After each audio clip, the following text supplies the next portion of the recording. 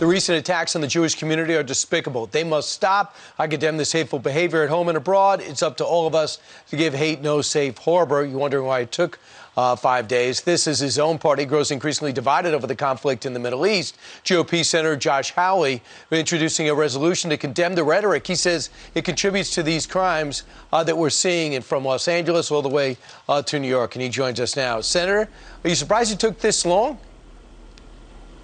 I'm surprised he took this long, and he shouldn't have. And now he needs to call members of his own party and tell them it's time to stop this rhetoric. I mean, when you say things like calling Benjamin Netanyahu an ethno-nationalist on the floor of the United States Congress, when you call Israel an apartheid state, which Democrat members of Congress have done on the floor of the United States Congress, that's incendiary rhetoric, Brian, and we've had almost 200 incidents of violence reported now against Jewish Americans.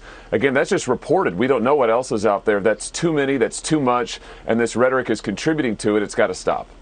Yeah, especially when Bernie Sanders says it's right-wing extremists are the problem. It's unbelievable. He got a pass on that on Face the Nation. So look at these numbers. Anti-Semitic incidents, 193 reports in the week after the crisis began. That's up 47%. And you see this Palestinian advocate was arrested, and he said, I would do it again. So there's absolutely there's no remorse at all. Senator, the other reason why we wanted to book you is because as much pushback as there's been from Facebook, from Amazon, from YouTube, from Twitter, with people being exiled off like the President of the United States, it doesn't seem to have worked. They are more powerful than ever. Your book addresses this. Is this push to expose big tech, the tyranny of big tech, the name of your book, is it just going on deaf ears? Well, you know, I don't think so. I think the American people understand what's going on. I mean, where there needs to be action is in Congress. And it is absolutely time that we put forward a new trust-busting agenda for the 21st century and got serious about breaking up these companies. That's what the book is about. By the way, I'm glad to say it is a bestseller officially. The attempts of the corporate publisher to cancel it, the attempts of the tech companies to cancel it didn't work. And now we've got to take this message all over the country. The American people deserve to have their freedom back. They deserve to have their choice and some competition back. And that's what the book's about. Right. But is it working? All the push, all the pushback, Facebook is more powerful. Their stock is more valuable.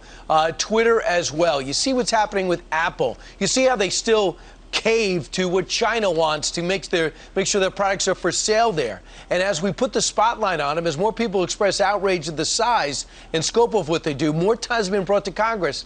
They've only increased in value. Yeah, no, that's true, and they're only getting more brazen, Brian, and I think a big reason for that is they've got a big defender in the White House. I mean, they spent millions of dollars supporting Joe Biden in the last election, and they think now that they'll be able to get by with anything, because he will stand by them. And that's why we've got to increase the pressure. We've got to break these companies up. There's just no two ways about it. I salute the states, by the way, who are going after these tech companies. That is a great development. The state attorneys general who are going after them, that's a great development. We've got to push forward on all fronts, and that includes Congress. But aren't they lobbying you guys, too? Oh, yeah, heck. I mean, they are the most powerful lobby in Washington. There is no doubt about it. No doubt about it. They have spent millions, maybe hundreds of millions by this point, on lobbyists, on think tanks, on even academics over the last decade, and it's had a huge effect. I talk about this in the book, and this is why we've got to stand up and be bold, call them out on it, and say the solution here is more competition, more choice, more freedom for the American people. That's why we've got to break them up. What do you say to people when they come out and make statements like, we want new regulation? They said nothing's been done since 1996. What do you think they mean by that? Well, when tech says they want more regulation, that means they don't want to be broken up. That means they want to write the regulation. So their message is, we'll write the regulation, and then you can put that on us, and then we'll be fine. And by the way, we'll write the regulation in such a way that our competitors won't have a chance. That's what they want. That's why I say, no more alliance between big tech and big government. Break up big tech. Get competition back in the market and give the American people their freedom back. Absolutely. Senator Josh Hawley, congratulations on the book. It is now a bestseller despite losing your publisher and getting a new one. People really want to hear that message. Thank you, Senator. Thank you. All right.